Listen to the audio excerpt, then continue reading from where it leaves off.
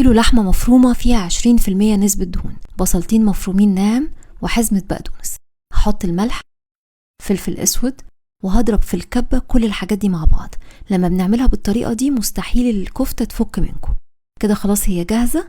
هشيلها ساعة في التلاجة. على النار هحط معلقتين كبار زبدة، وهنزل بالبصل، رشة ملح، رشة فلفل اسود، وهسيب البصل يتشوح كده على نار هادية.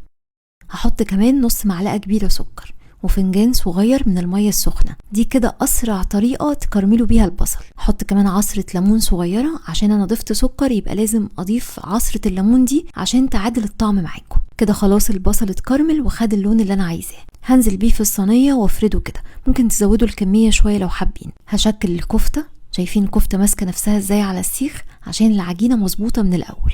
وهرصها كده في الصينية فوق البصل. خلصت الكمية كلها، شكلتها كلها، هدخلها الفرن. هنا انا كنت بجهز الطحينة عشان هعمل سندوتشات. وكده خلاص الكفتة جاهزة. خرجتها من الفرن وهي لسه فيها صوص كده، يعني ما تخلوهاش تنشف قوي في الفرن معاكم. وبحضر سندوتش بسيط جدا. بحط البصل كده المتكرمل وعليه الكفتة وشوية طحينة وبس كده. قدموها بالطريقة اللي تحبوها.